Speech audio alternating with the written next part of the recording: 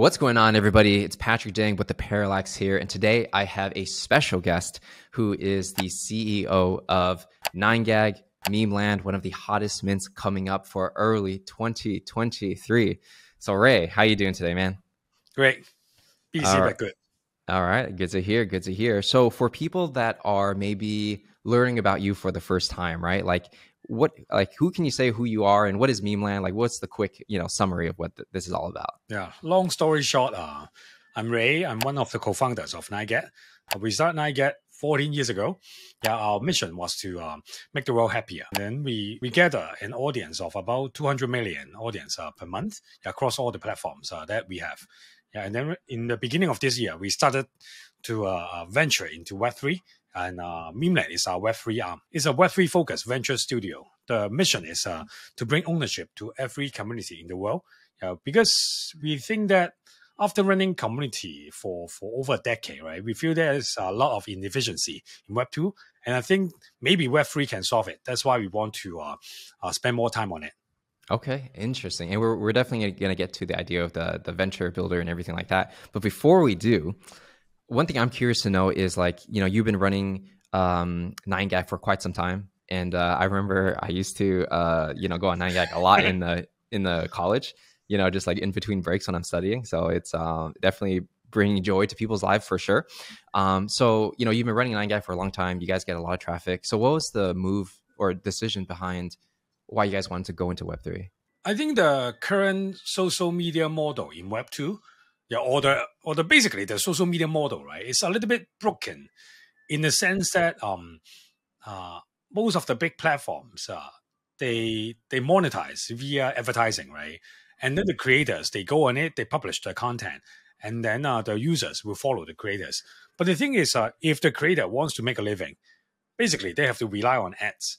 But the thing is, users don't really like ads. So you can see that the incentives of the platform, the creators, and also the audience, they don't align. Right? Yeah. And that's how we think, hey, maybe this is something that we should change and we can change, right?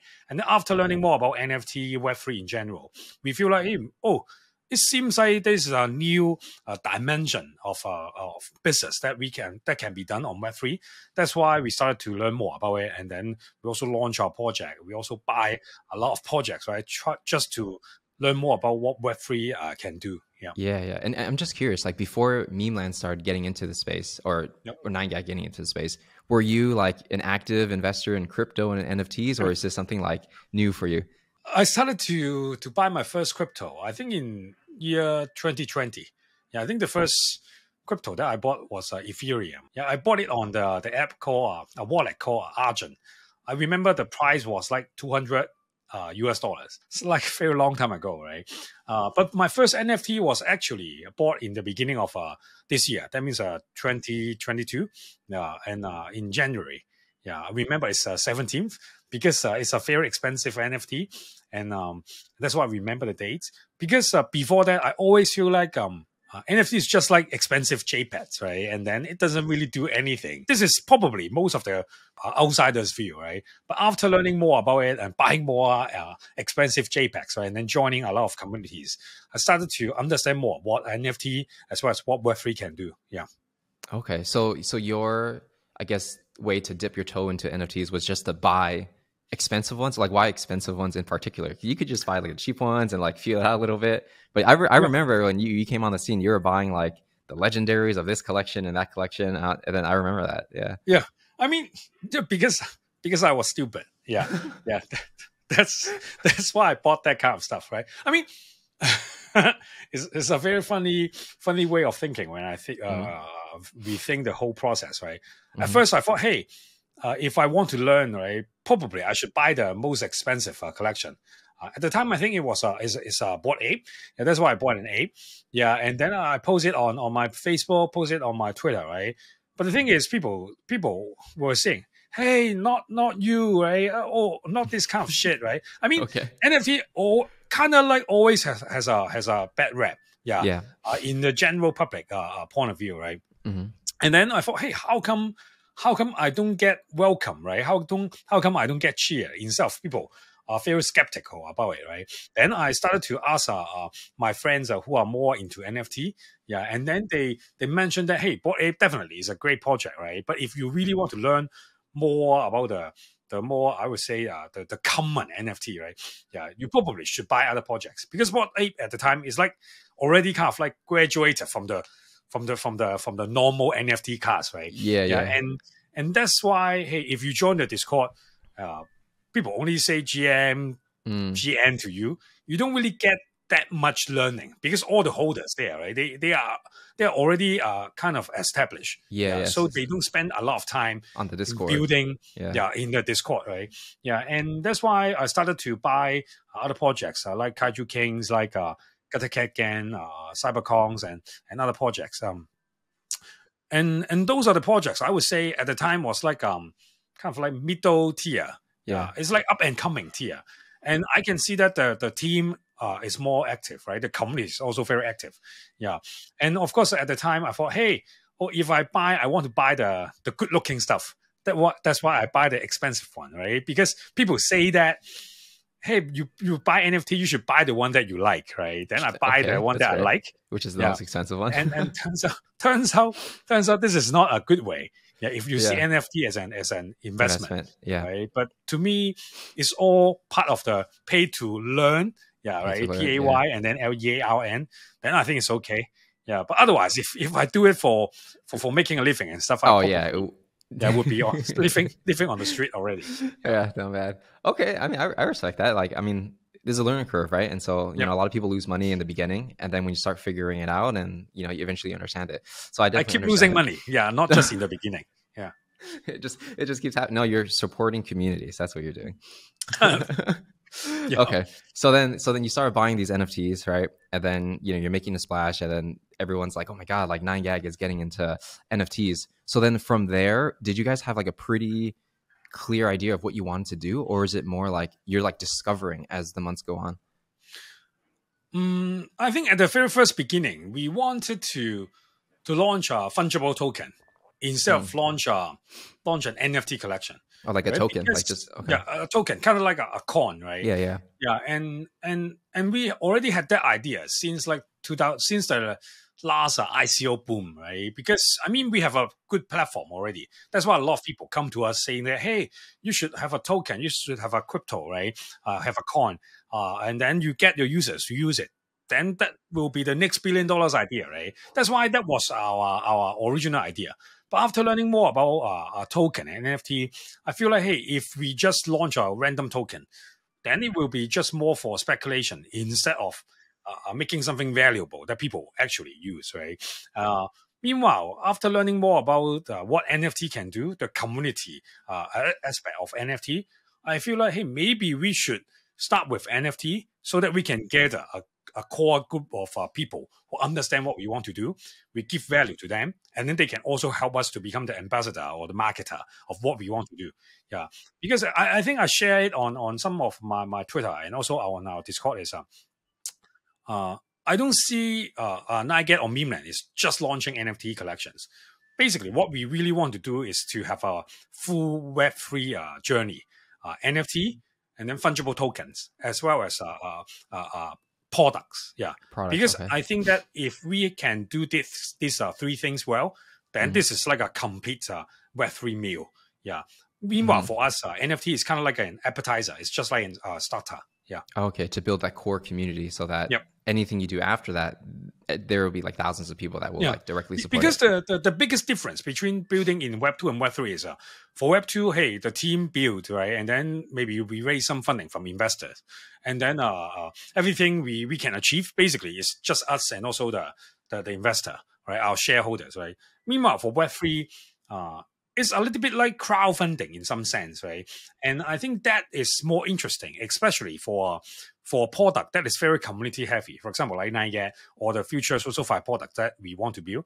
If we can get 10,000 people or at least 5,000 people to support us in the beginning, then we can create value together, and then we can grow together, and they can also share the value that we create in the future. I think this is almost like a very ideal model, right? For any community or social product. That's why we want to experiment that. We have done something on Web2. Yeah, I mean, we are doing okay, not the top like 10 or top 5 companies, right? Yeah, but in Web3, I feel like it is like Wild Wild West. And when you look at all the top NFT projects out there, right? None of them is doing social-fi stuff. Yeah, I feel like with our experience and with our hopefully hardworking, right? Maybe we can do something in Web3. Yeah, we can't win over Facebook or Instagram or TikTok in Web2, but maybe in Web3 in a new dimension. Yeah, we probably have a better shot. Got it. And just a question I had when you said that is, what is social-fi exactly? The people talk about GameFi a lot, right? Yeah. Basically, is how you can make money from games, right? I think this is like the financial aspect of it. Yeah. But meanwhile, if we look at the ownership aspect, it's more about, hey, you are not just a player, right? You can also become a seller, become a trader in a game. Yeah. For example, people always have some weapons and stuff in those games, right? In the past, it's like a very close ecosystem. Yeah, that's why the party that makes the money is only the gaming company, right? Most other people, they don't really make money. Yeah. Meanwhile, for GameFi, it kind of like unlocks that value, right? Like Axie in the past or Steppen in the past, I think people started to understand that, hey, maybe I can play games, but also I can make some money, right? Meanwhile, right now, I feel like GameFi is still pretty early. It's still in its very early days, right? That's why play to earn, it seems more like the play doesn't really matter that much. The earn is matters, the more right? important. Yeah, exactly. That's why a lot of those gaming tokens, it may not work quite well after some time. Yeah, I think that part, it takes more time to figure that out. Meanwhile, for social-fi, I think it's pretty straightforward. It's almost like Patreon or OnlyFans, right? On steroid. On steroid, in the sense that there are a few things that is different. Number one, for example, like Patrick, you are a YouTuber on one hand, right? So you understand how Patreon works. Sure. Yeah. Oh, you have a membership system, right? But no matter who your members are, how sophisticated they are still just a customer, right? Because hey, when you only had like 1,000 subscribers to grow to like 20,000 subscribers, right? They can't really get something more, right? Because they are always just a customer. Meanwhile, for social-fi, right? Possibly, hey, if I'm an early fans of Patrick like you, yeah, I can tell people that because of NFT, hey, it shows that, hey, I buy your NFT from the very first beginning. Right? It's like your collection. It's like Parallax, right? Yeah. And on the other hand, when you grow, maybe you can also give back to your early supporters because they are like your stakeholder instead of just a customer. Yeah, I think that part is pretty straightforward. I think OnlyFans, right? Maybe is not. I would say family safe for most users, right? But the whole model is pretty straightforward. Creators create content. Someone is willing to pay for the content, right? And then they also can interact. Yeah, basically, this is like social-fi.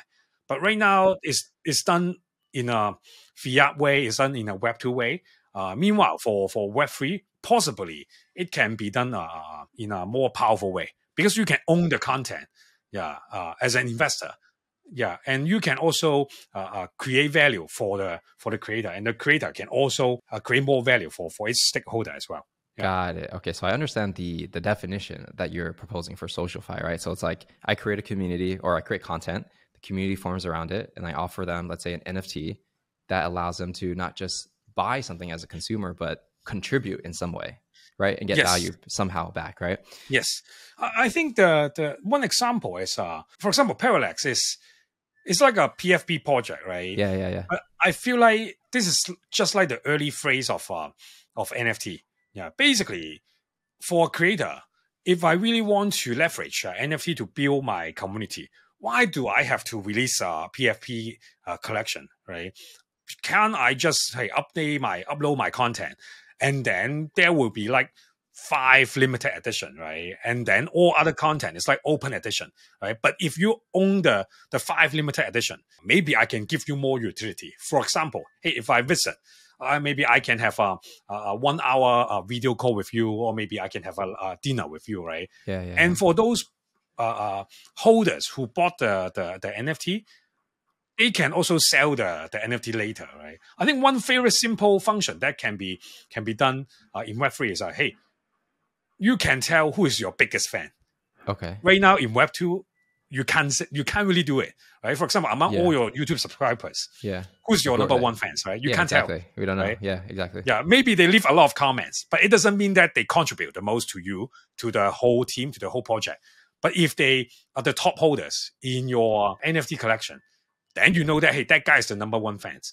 I think this creates a monetary value for both parties, right? The holders and also the team. And also it creates some non-tangible value for the holders. Because, hey, I'm not the number one guy in this community.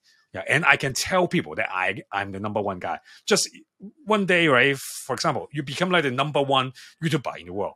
Then I can brag, hey, I supported Patrick when he was only like 1,000 subscribers. Yeah, I think those are the things Web3 make it possible. Yeah, Got I think SocialFi is definitely something that can be very interesting. Yeah. Okay, so I get it. So it's not just like launching a PFP or something, right? You can literally turn anything into an NFT or any service or product into an NFT or attach it to an NFT and sell it that way, right?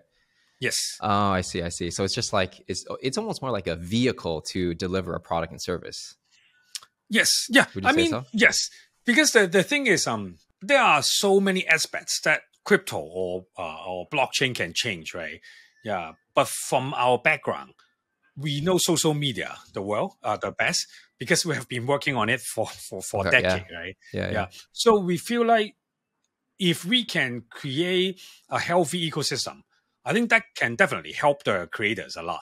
Yeah, because when you look at the traditional social media model, you have to become really big in order to have advertisers, right? In order to have like ad revenue from YouTube or from other platforms. But NFT, when you look at it, it is indeed very long tail. Yeah, you can only get like you just have to get like 100 people or 1,000 people to support you, right? And then you can already make a good living. And then you can focus all your time to create content instead of having a part-time job and then only do it after work. Yeah, so I feel like this is actually create a new dimension for creators to enter the space and do what they like. That's why I'm very vocal on the royalty, because I feel like royalty is definitely one of the good innovation in NFT. Yes, of course, it's still implemented in a pretty dumb way. But generally, the whole thing, why there's so many creators creating NFT right now, is because, hey, they sense that, hey, this is something new that can be done. Yeah, it's just that right now, the only way that they can do it is kind of like either the art block, artwork direction, right, or the PFP direction. But definitely, why can't you just upload the content like you do every day, and that piece of content can have a limited edition? Yeah, I think that can be done, and that should be done. Yeah, got it. So do you feel like for Memeland, you want to basically create some kind of platform or maybe tools that helps creators specifically basically monetize their audience? Is that? Oh, definitely. I wouldn't say monetize the audience. It's more like grow with the audience. Okay. Yeah. Traditionally, creators see the audience as only a buyer, right, or supporter, right? And the audience, to be honest, if I watch your content, of course, I like it, and then I maybe I make some good investment decision and stuff like that.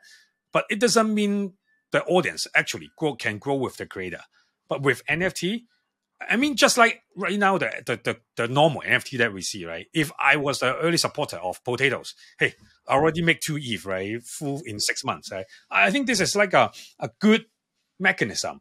Yeah, if we can expand it and if we can lower the friction or lower the barrier to enter into market. That's why for us, as I mentioned in the beginning, right, we launch NFT collection first so that we can have a core community, so that when we launch our social product, when we launch our tokens, right, we will have like 10,000 people to use it. Yeah. And they have all the incentive to use it, right? Because if they can get more people onto our platform, they are the one that get benefited the most, because hey, they will be the one that earning the meme coins. And if more people are demanding for meme coin, right, then the assets that they hold will go up in value.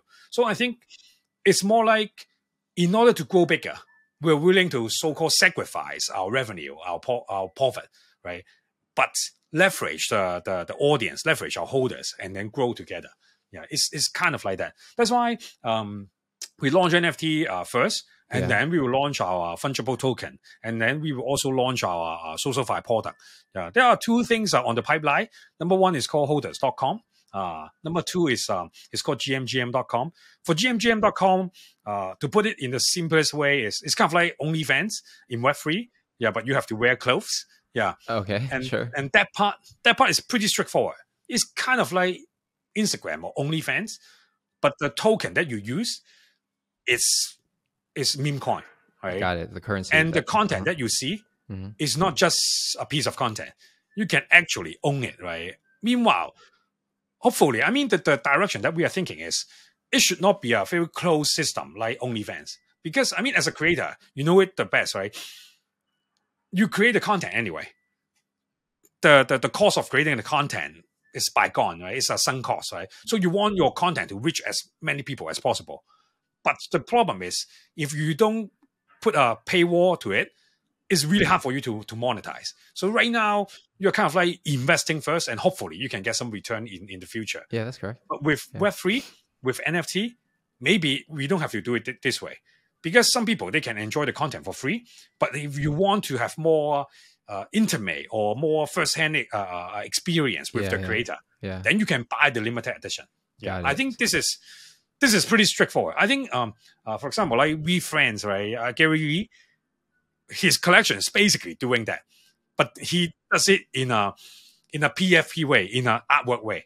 I think creators can just post the content, but turn all the content into a limited edition NFT if they want. Yeah, I think that part is what GMGM wants to do. Yeah. Okay. Then the other product is called holders.com. It's pretty stupid in the sense that we call it TripAdvisor for Web3, for your Web3 journey. Yeah, because the thing is right now, how does someone know what to buy, right? Well, they watch YouTube and Twitter. Yeah, right now, yeah, of course, right? Watch YouTube, follow influencer, right? But it is super, I would say, ineffective. Right? I mean, you are the good guy, right? So your content is good. But there are tons of like pump and dump influencer, right? And for new joiners, they don't know how to do. And usually those pump and dump influencers, they got a lot of fans. Yeah, because some people actually make money, right? If they know how to play with it. Yeah, but if you are the late joiner, right, then you become the exit liquidity. Yeah, so I think it is kind of stupid. How come there's no platform to gather all the reviews, all the comments, right? Yeah. About a project, right? If whether you are a holder, whether you are a non-holder, whether you are an ex-holder, it should be something like that. Yeah. Right now, people do it on Twitter. All the people write like 10 posts, thread and stuff, right?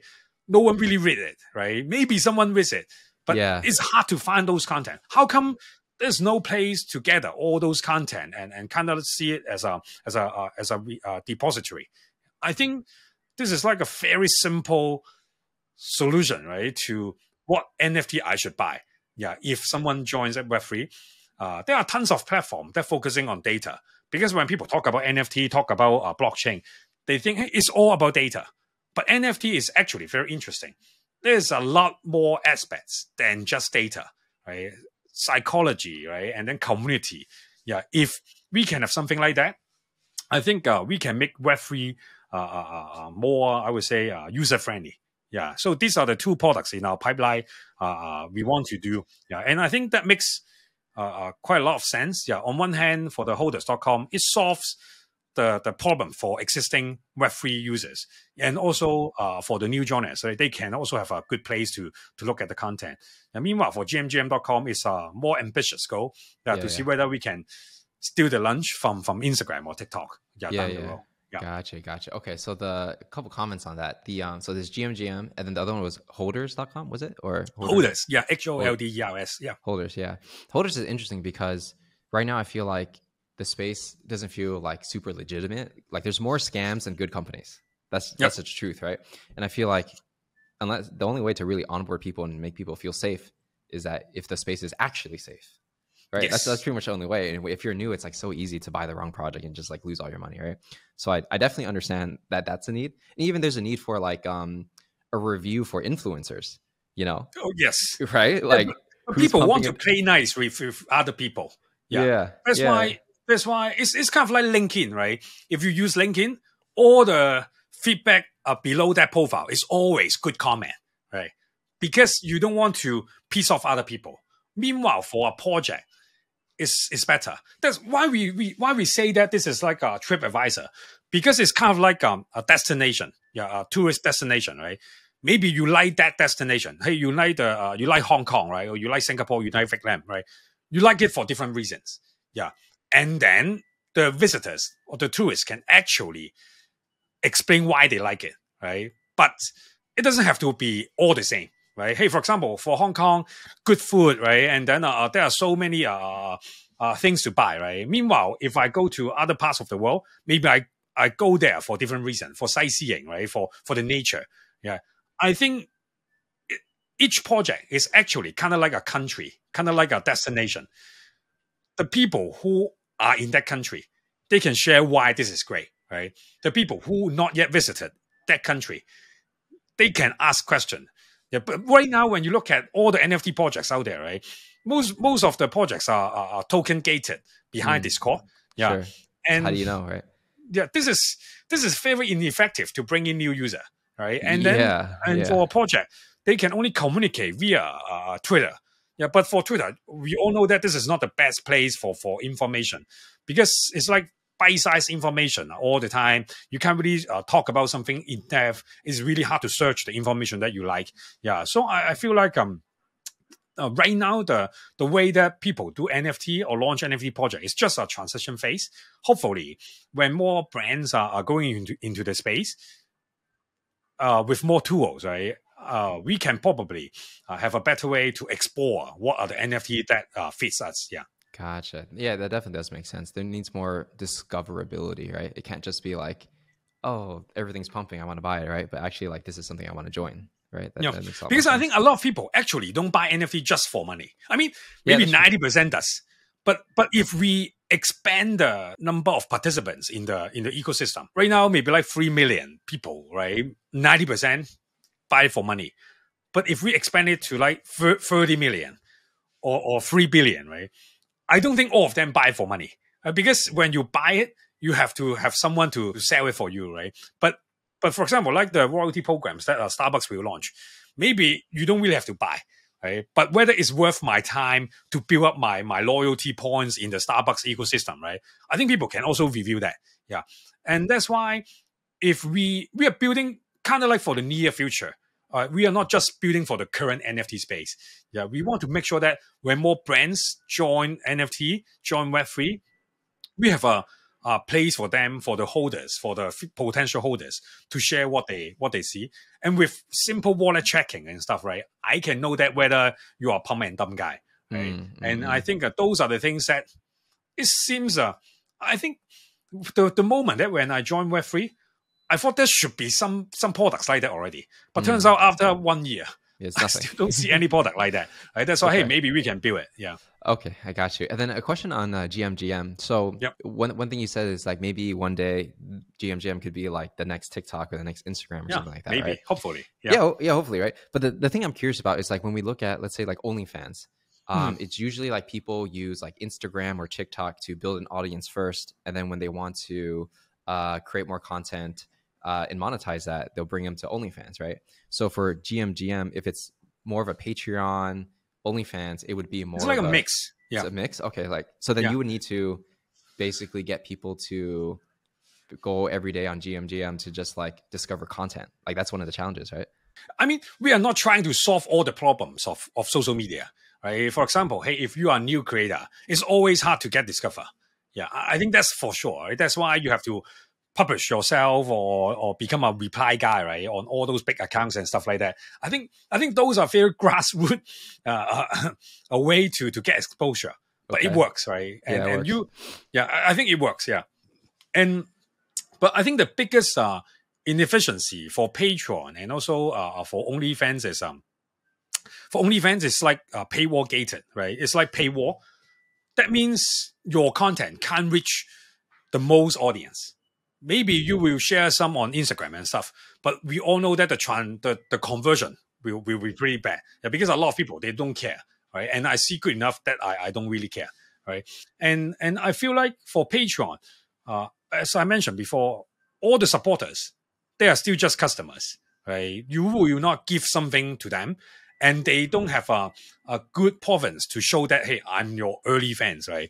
Yeah, I don't get anything. I can't sell my membership because my membership is only paying to Patrick. Yeah, I can't really resell my ownership to make something, right? Yeah. Meanwhile, in our, I would say in our plan, for example, a creator go to gmgm, he or she continues to create content. Every day, maybe they create like 1 or 2 pieces of content, right? On GMGM, right? On GMGM, okay, right? okay. And each content can have like 5 or 10 limited edition, and both of the content are free for viewing, right? But if you want to access some behind the scene, right, or maybe like get direct access to the creator, and or maybe like for future in real life events and stuff like that, kind of like how the current NFT works, yeah. Then you have to own that limited edition. Yeah. Got it. Okay. So the question I have is, for that model to work, you would need enough traffic every day coming to GMGM so that people would actually buy it, right? Yeah, exactly. Right. Yeah, I think that's why it's important to work closely with creators, because basically every social media is like a marketplace. There's like seller and buyers. The sellers are the creators. Buyers are the audience, right? And if anyone who has run any marketplace business before, they will tell you that the sellers are more important, because if you have good sellers on your platform, you can attract audience. Yeah, and the good thing about social media platform, after I've been working on it for so long, is each platform, if you can have a very clear target audience, right, then you can attract a new breed of creator. If you look at the top creators on YouTube, on Instagram, on TikTok, they're actually different groups of people. Yeah. Because they're attracting different age group, different kind of audience. Yeah. Okay. So I feel like in Web3, if there's a social product, definitely it's not just trying to attract the current people who watch YouTube or who use Instagram. Probably a new generation of users, yeah, who understand crypto, who like new kind of idols. Because one way for creators to solve the hard to get discover challenges, they are willing to try the new platform. That's why you can see most of the new platforms, new tools, they have new kind of creators who get big because they're willing to try the new stuff. Yeah. That's fair. Like if you're early to TikTok, right? Yes, if you're nobody, you can just blow up, right? Exactly. Yeah. Okay, that's fair. That's fair. Okay, so I understand that. And then for the tokens, right? So would it be like you would just exchange your Ethereum or something for this token, and then you would just use this token as the currency to buy different NFTs? Is that the plan? I think we haven't confirmed the whole tokenomics and stuff, right? And it's kind of dangerous to talk about too much, because the regulation and stuff is not very clear, right? But I think our ambition is big enough, but not super big. Yeah, I feel like when you look at the top crypto or coins in CoinMarketCap or CoinGecko and stuff, right? Most of them don't actually have that many users. Yeah, maybe they have some developers, maybe hundreds of developers, but they don't have that many users. I'm not saying about holders. I'm talking about users. Like, people that spend it, right? Yes, that's who actually use Ethereum every day, other than NFT buyers, right? Other than degens, right? Yeah. I think that is the biggest issue for most of the cryptocurrency. They are great. The tech is good. The decentralization is great, and then there are good enough tech advancement and stuff. But people actually don't use it. And most of the big coins right now, they're trying to disrupt the financial market.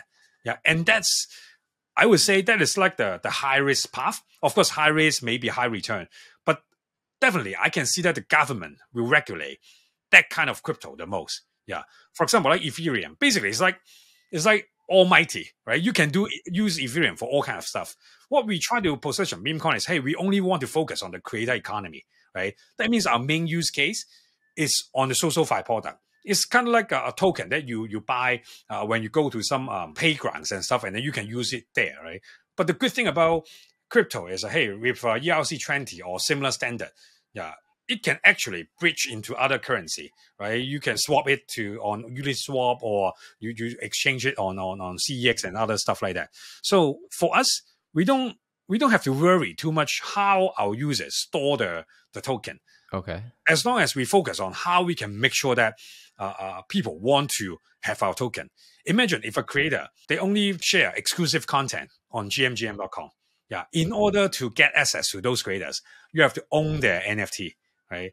And in order to buy the NFT on gmgm, yeah, you have to use Memecoin. Then in such case, hey, there will be actual demand for people. Assuming they want to buy. Yeah.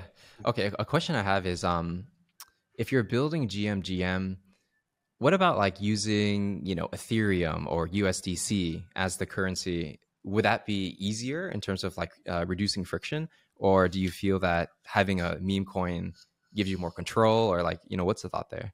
I mean, of course, if we talk about mass adoption, right, in early days, I think supporting more chains or more coins, I think that makes sense. But even when you look at like USDC or Ethereum right now, as we discussed before, there are not that many users anyway, right? So if we want to make something huge, why don't we shoot for the moon, right? I think having our own token, it creates more value for the product, right? For the team, for our existing NFT holders, right? Like upside, as well as for the creators, because they don't just own they don't just earn the meme coin, right? There is a chance that the meme coin will go up in value. So basically, they can double dip, when they create content on our platform. Yeah. So I think that's one of the obvious reasons why we want to have our own coins, our own, maybe even own chain, right, down the road. It's because like that. Yeah. Okay. But then don't you also face like the double-edged sword? Because what if maybe the demand at that time isn't as much as you would like, and then the coin just goes down, right? Which is normal, right, in the crypto space. Because it's also sometimes difficult to recover from certain situations, right? So like, what are your thoughts on that? Definitely. Yeah. That's why I think, because the thing is, for most of the crypto right now, there's no strong use case. Yes. And even if there is some use case, there are not that many users using that use case. Yeah. Why? For example, like Ethereum, right? Right now, hey, it dipped into like 1,000 or maybe 800. Yeah. But there are still quite a lot of people comparing to like 3 years ago. What's the biggest change, right? Yeah. To be honest, I don't think there's a lot of advancement in other aspects. Yeah. Other than NFT. Right. And NFT is actually a use case because people are collecting expensive JPEGs and stuff, right, using Ethereum. So I feel like, hey, we can definitely make it like put it on steroid in the sense that we can become the Ethereum for creator economy, right? Because I think Ethereum, I mean, of course, if you can do all the stuff, the value is definitely higher.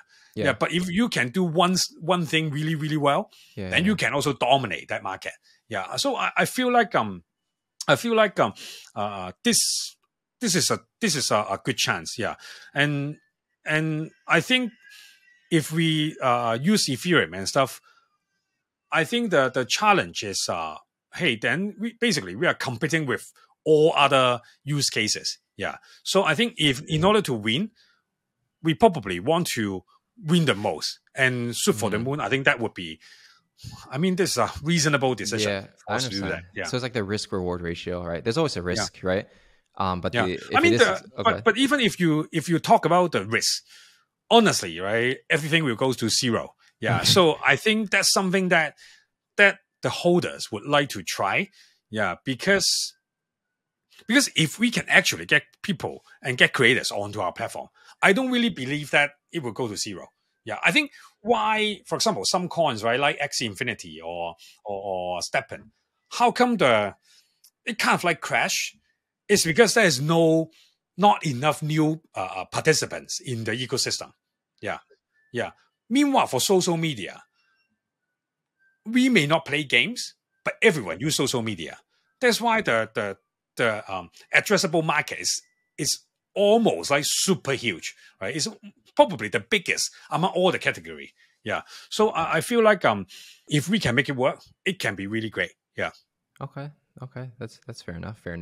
Switching gears real quick. Now I want to kind of talk about like the MVPs, the Potatoz, and the Captainz, right? Because I'm very curious about this.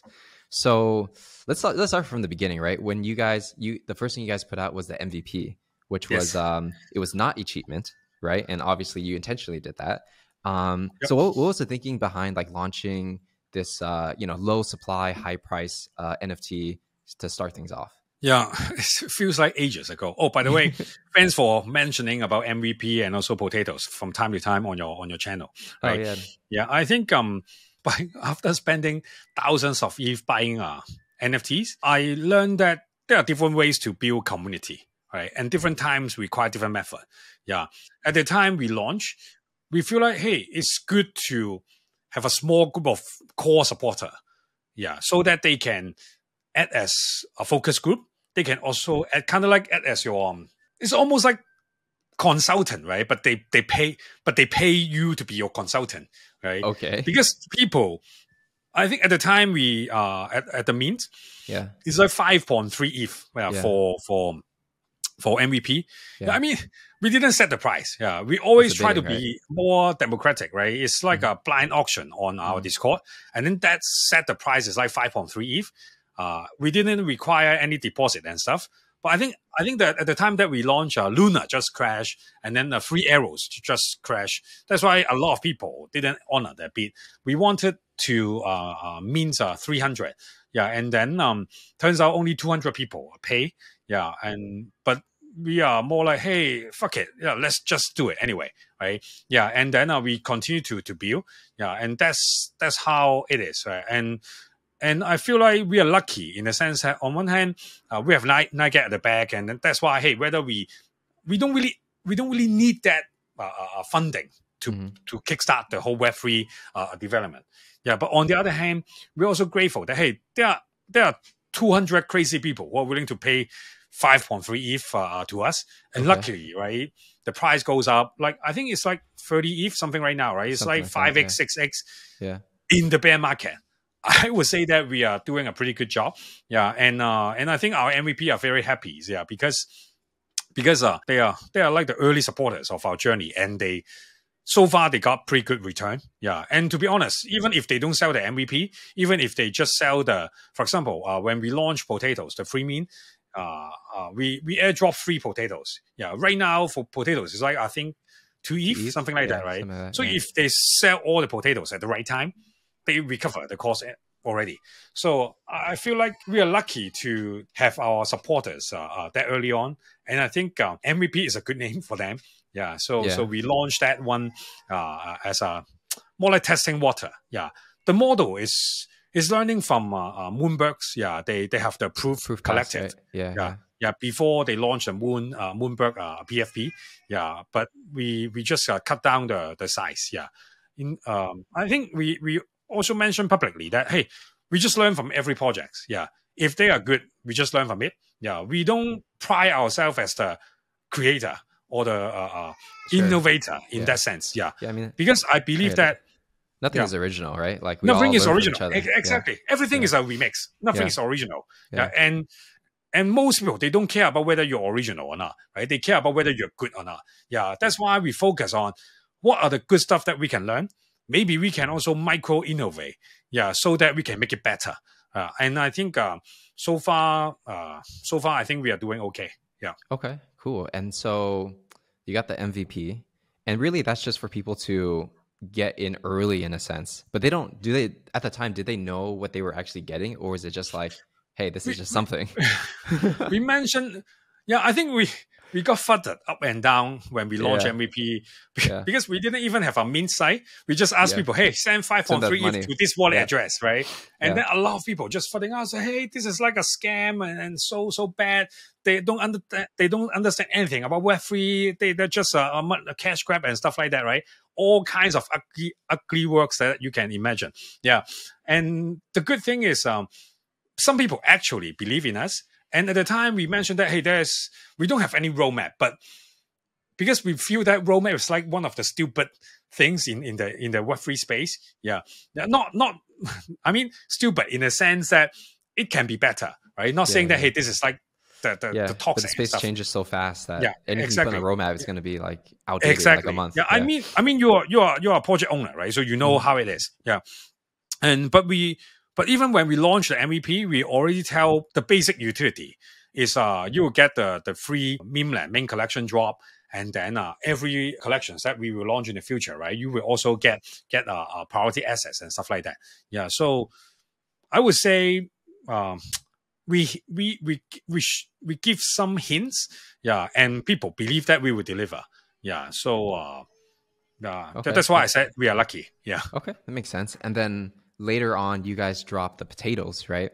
So I remember when that dropped, people were very excited for that because it was a free mint, right? So what was the thinking behind Potatoz? Was it like a way to get more people on board, or like what's the, because you have Captainz as well, right? So why Potatoz first? One of my favorite book is called Whatever You Think Opposite, right? Most of the collections, they launched the Genesis collection. And then they drop the second tier, right? And then the third collection, and then fourth collection, stuff like that. Yeah. For example, like Bored Ape, and then Mutant, and then the dog, right? And then other side, right? Yeah. Meanwhile, for Asuki, it's like Asuki and then Beans, right? And we thought, hey, can we turn it around? We launched the lower tier collection first. Okay. Yeah, and then we launched the main collection, right? This is all an experiment.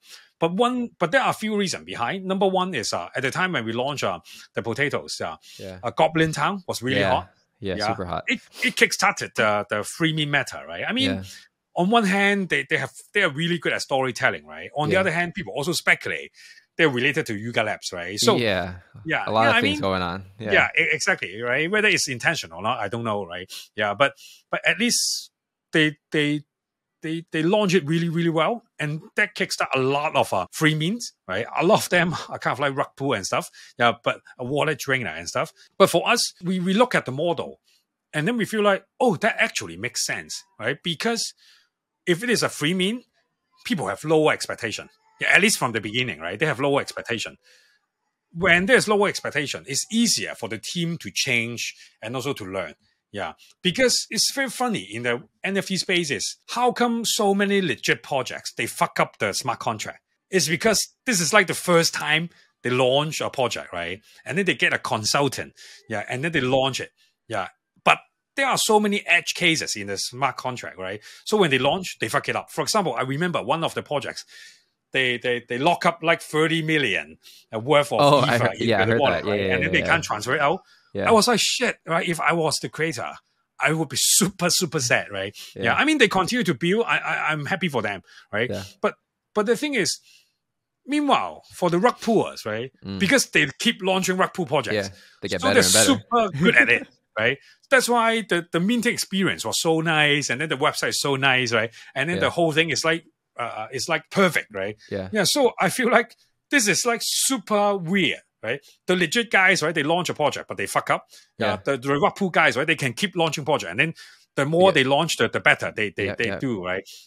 So I feel like maybe we can lower the expectation, launch a free mint, so that we actually learn how to launch a minting smart contract on one hand, also know how to manage or build an NFT community, because Web2 community is very different from a Web3 community.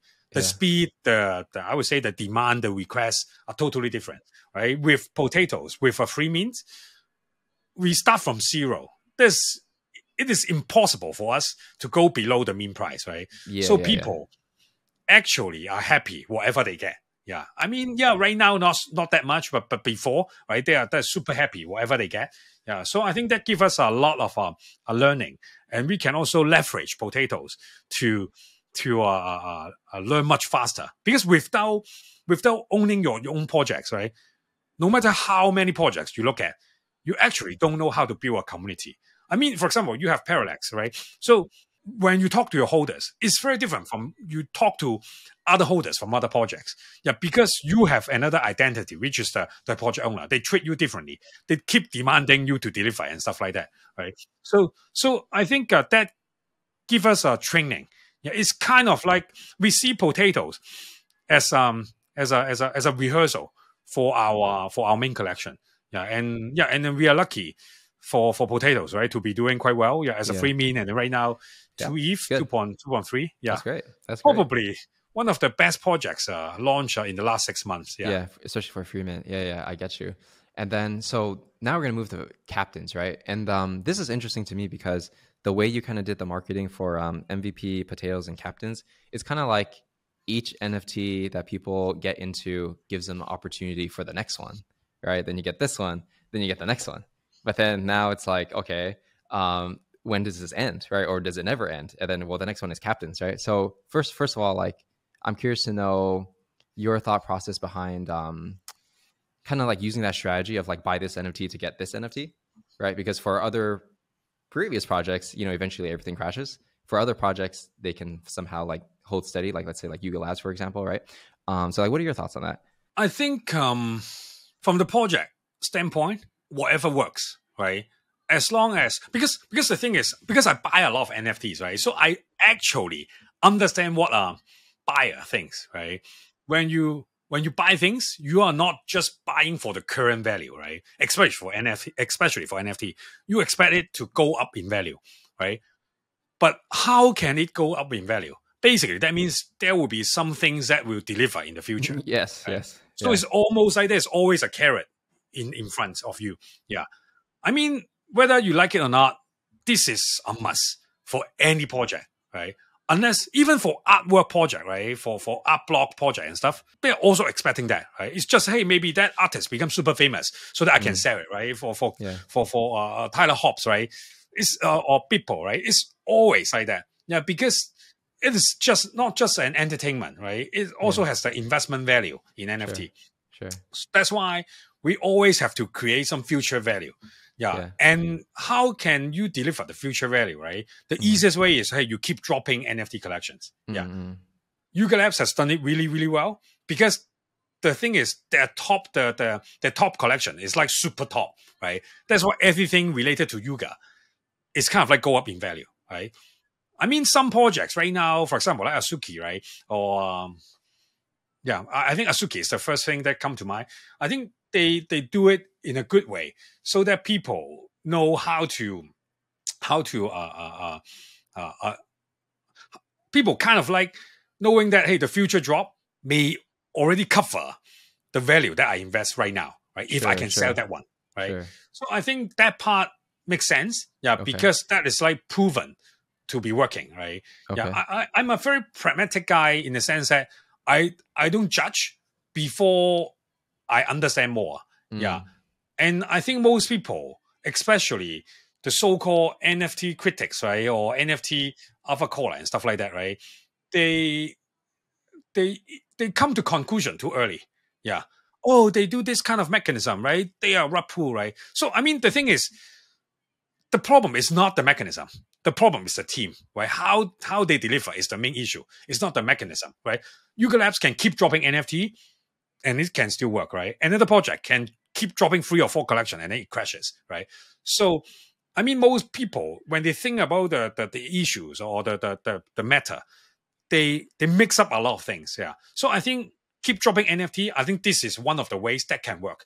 I mean, for us, we don't want to go that way because I mean, for NFT, one thing that is really weird, which I kind of don't like is we talk about building community in NFT, but how can a person earn profit in NFT is you have to sell your NFT, right? This is kind of like counterintuitive, right? For example, if you are a big Parallax fan, right, or big Potatoz fan, oh, I'm so supportive, right? Oh, but it pumps to like 10 ETH, then you have to sell it. Then you're out of the community, right?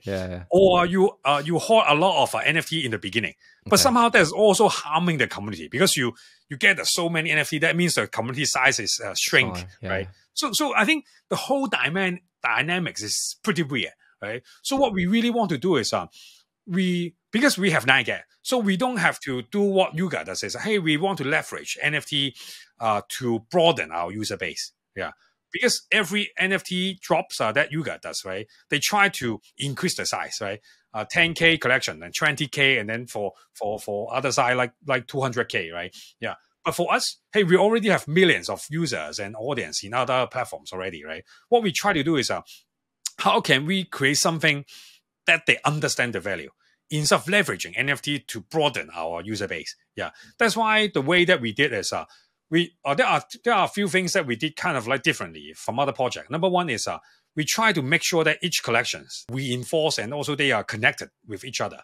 That's why if you hold an MVP, other than getting drops, getting future drops, right?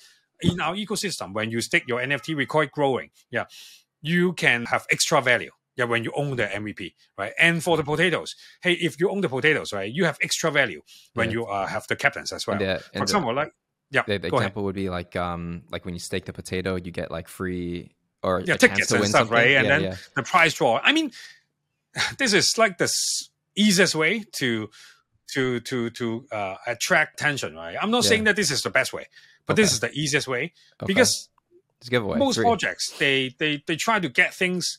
Oh, I give you a merch, right? Oh, but to be honest, right, I have like 20 hoodies, right, from different NFT projects.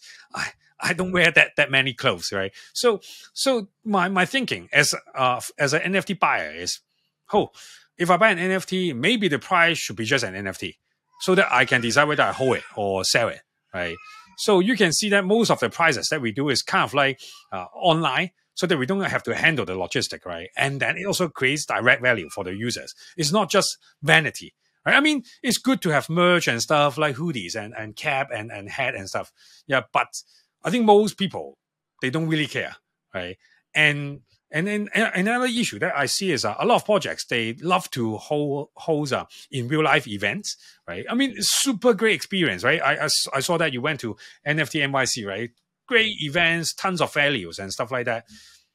But if you are like living in other parts of the world, you can't all those utility, right? You can't enjoy it, right? I think this is like kind of like against Web3, right? Because Web3 is talking about metaverse, right? Across the world, globalization and stuff like that. Meanwhile, you have to go to New York to join the event. Yeah, it's more like a private club, if anything. Yeah, exactly. Yeah, I mean, this is not wrong. I just feel like this is weird, right? Yeah, very kind. Yeah. So what we try to do is we try to create connection between each collection, and then so that we just have to make sure that, hey, if you are really believe into our ecosystem, then you can own a few assets, and they will create value, a bigger value in the future.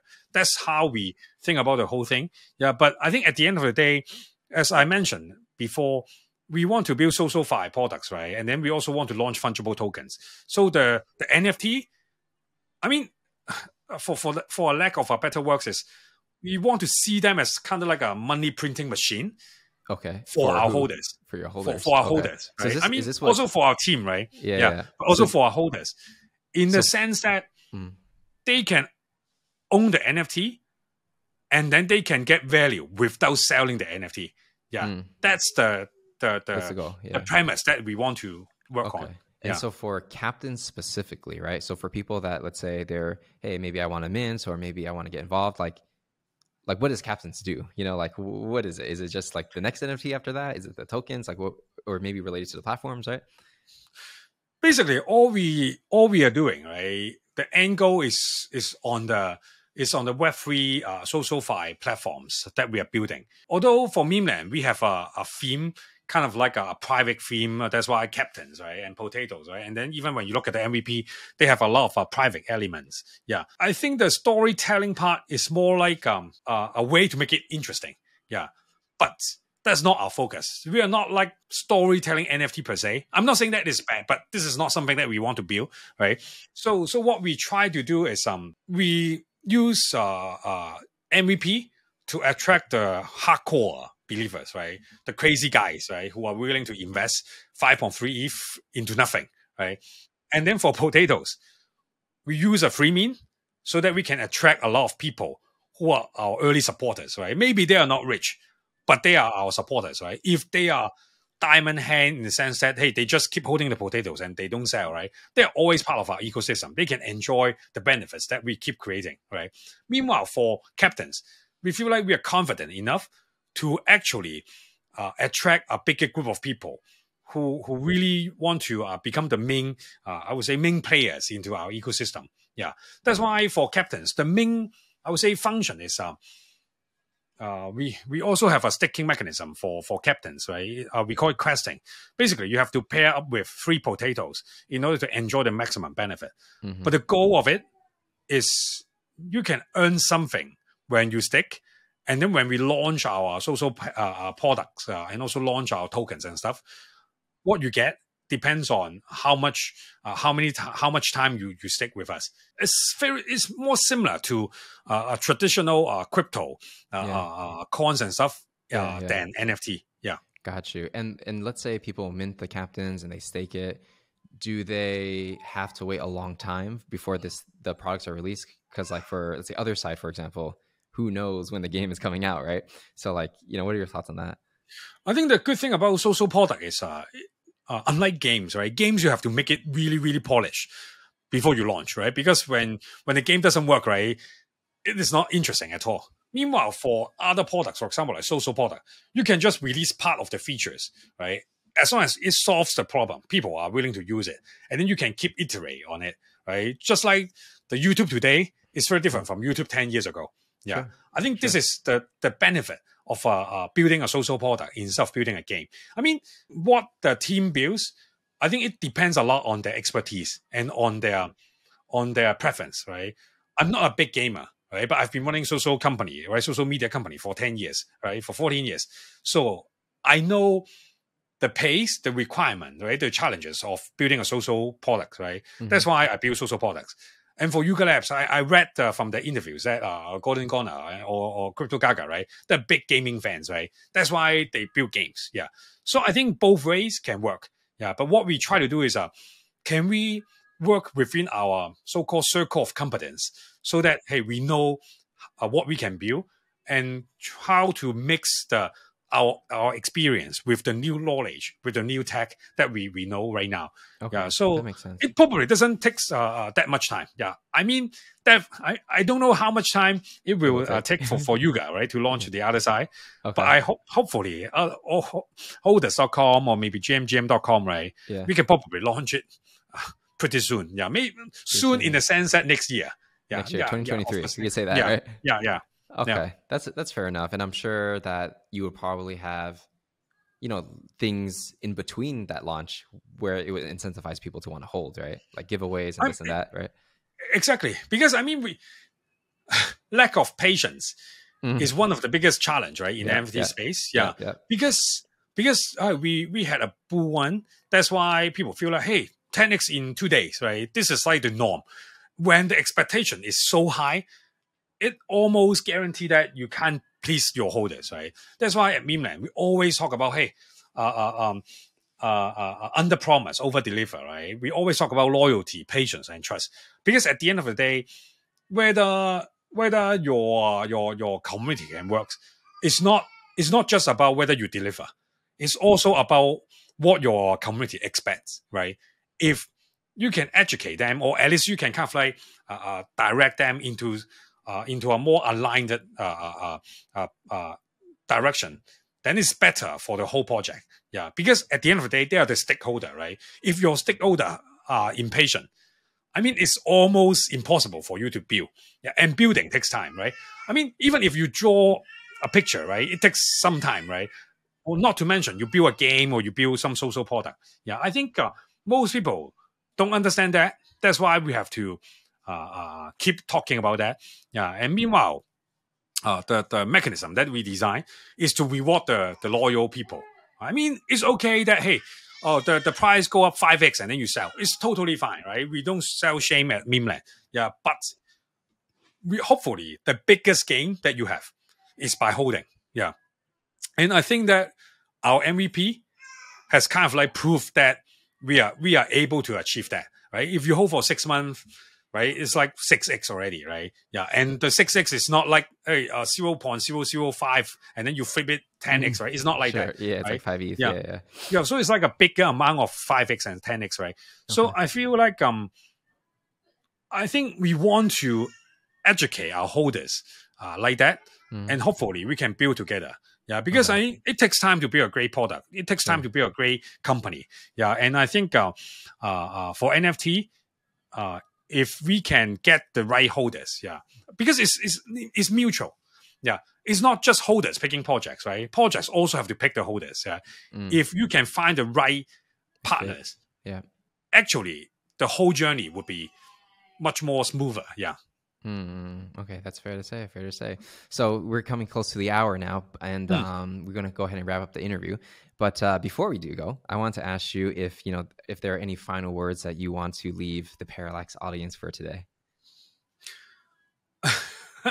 Final works, yeah. I find it funny. I mean, the real, not final works, but more like the starting works, right? Is we are early, right? Yeah, I think this is really, really true. I mean, I've been in tech, building in tech, right, for 14 years. Sure. And all my smart friends, I mean, really, really smart friends, they're either working in crypto companies or Web3 companies or starting their own Web3 and crypto companies. This is definitely the future. Whether that is like in the current NFT form or the current crypto form, I don't know. But definitely getting early into Web3 definitely helps, right? I mean, AI and stuff, right? Of course, you can think about all kind of use case, right? But understanding how to build community, how to leverage the tech, mix with psychology, mix with community. I think that part is valuable because most of the programming stuff, they can AI can replace that, but building community, actually, it takes a lot of human effort, right? So I think in order to of course, right now, this is the bear market and stuff, right? But this is a good time. I'm not saying that to buy more NFT, but it's a good time to stick with a good community, right? And then try to build something out of it. I think that's number one. Number two is try to give more before you take. Yeah, I think this is a very effective way in Web3. Yeah, for example, one of our team members, right? His Discord username is Memecoin, right? Joey, I call him Joey. Yeah, I met him on Kaiju Kingz Discord, right? And he keeps creating free stuff, animating the PFP for the Kaiju Kingz community, right? And I thought, hey, that guy is actually very helpful, very good, right? Then I talked to him, and then he said that he did it for free. And then after some time, right? And then right now we are teammates, right? We work together, right? If you want to get more value, I think the first thing we can do is we can provide more value first. It doesn't have to be game-changing value, right? You can just answer some questions or maybe learn some skills and then try to animate PFP, try to answer some questions, right? I think those are the things that everyone can do. Yeah, I think give before you get in Web3, I think it works really, really well. Yeah, for example, like Patrick, right? You give a lot of good information, advice and stuff, right? You didn't really expect to earn a lot, right? But by doing that, you build up your, I don't know how like you build up your fame, right? Your brand, right? Yeah, stuff like that. Yeah, I think that is valuable because when more brands, they're trying to get into Web3, they need people who understand Web3. Yeah. How come so many Web2 projects, Web2 brands that go into Web3 kind of like suck? It's because, hey, all those old guys, they never buy NFT and then they just find an agency do that. And then that agency hasn't launched any NFT projects before, right? Of course, it sucks, right? That's true. 100%. Yeah. Meanwhile, for people who at least understand NFT or at least buy some NFT, then they will be able to help when the projects when the Web2 brands try to go into NFT. From our observation, Starbucks is actually pretty good in picking area to develop, right? They are one of the earliest brand on Instagram, right? And they are doing a pretty good job on Facebook and Instagram as well. So if Starbucks is testing the water, right, with Web3, with crypto or NFT and stuff, I would say that following them is probably a smart move, for brands and also for individual, Yeah, no, totally, 100%. I mean, it is actually very early, and I think, totally, And this is, I mean, in my personal opinion, I really do believe it is the future. Otherwise, I wouldn't be making these videos, right? Exactly, right. I mean, let me share one more perspective. Okay, go to OpenSea, go to the stats page, and then turn to all time, and then look at what are the top projects, right? The top 10 projects, or maybe like the top 50 projects. A lot of them are already kind of like dead, right? I mean, sorry, right? If it is your bet, right? But kind of dead, right? Sure. Then you know that if this is like a new industry, and the so-called top projects are like this, that means there's a lot of room to grow, right? Yuga is like 2 years old only, right? Yeah. When the leading company in the industry is only 2 years old, it makes it so logical and reasonable that, hey, I can build something and try to catch up, right? If right now, if you go to YouTube or go to build a Web2 social media company, right, it's really hard to compete with Facebook, right? But compete with Yuga, I don't think it's like I think this is quite achievable, right? Because, hey, what's the number 2 project, right? Right now, I think a lot of people have different opinion, but number 2, number 3, number 5, number 10, right? I think it's not that hard to reach. Yeah. In a growing industry, when the top projects are still within your reach, it makes a lot of sense to build, because if you can get into the top 10, the value, right, the potential is super huge. Yeah. So I think this is definitely worth our time, worth our effort, right, worth our maybe even money. To do that. Yeah, I agree with that. All right, Ray. Well, I appreciate you coming on the Parallax. I appreciate you sharing your perspective on everything that's going on in Web3. And best of luck with the mint. And we'll talk soon. Thank you.